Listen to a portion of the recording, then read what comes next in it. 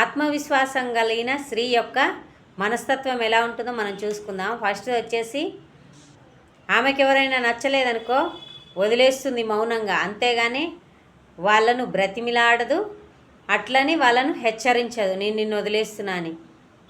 మౌనంగా వాళ్ళ నుంచి దూరం అయిపోతుంది ఎవరైనా తనకు నచ్చకుంటే. సెకండ్ది వచ్చేసి ఆమెను నియంత్రించలేని వారిని ఆమె విశ్వాసం భయపడుతుంది. థర్డ్ది వచ్చేసి ఆమె ఒక వ్యక్తిని ఎంత గాఢంగా ప్రేమించినా కానీ వాళ్ళను తనతో ఉండమని అడగదు, ఎందుకంటే ఆమె సైడ్ నుంచి ఆమె ఇష్టపడ్డది, అంతేగాని వాళ్ళు ఇష్టపడ్డారో లేదో, వాళ్ళు ఇష్టపడుతున్నారో లేదో ఆమెకు అనవసరం.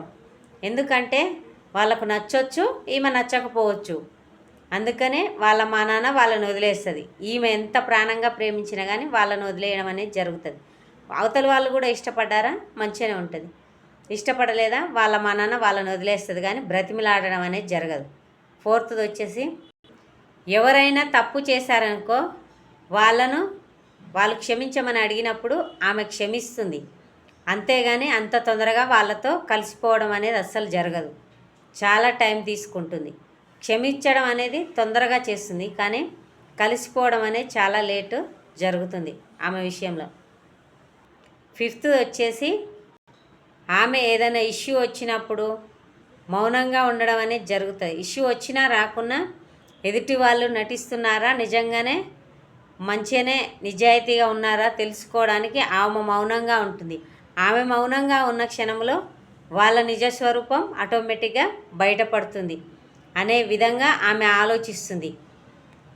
అందుకే ఆమె మౌనంగా ఉండడం అనేది జరుగుతుంది. మౌనంగా ఉన్నప్పుడు ఎదుటివారి నిజస్వరూపం అనేది బయటపడుతుంది కాబట్టి ఆమె మౌనంగా ఉంటుంది.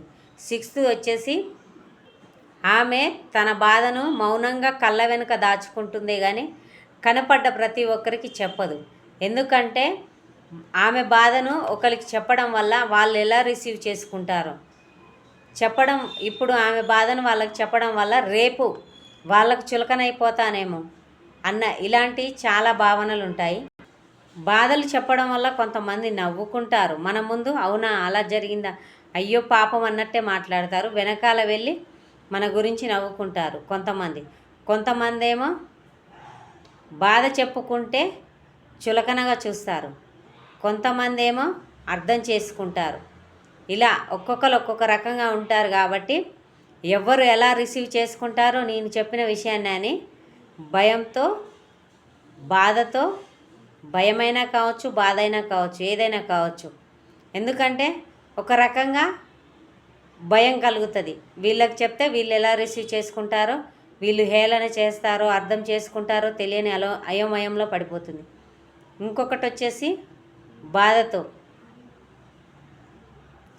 నా బాధ వీళ్ళకి చెప్పుకోవడం వల్ల తీరుతుందా తీరదా అని ఆలోచించి తన బాధ తనలోనే ప్రశాంతంగా కళ్ళ వెనకాల దాక్కొని పైకి మాత్రం నవ్వుతూ నటిస్తూ తిరుగుతూ ఉంటుంది. ఇలాంటి లక్షణాలు గల స్త్రీ మీ లైఫ్లో ఉంటే ఖచ్చితంగా కామెంట్ చేయండి. Like and share and subscribe చేసుకోండి. ఇలాంటి వాళ్ళని వదులుకోవద్దు.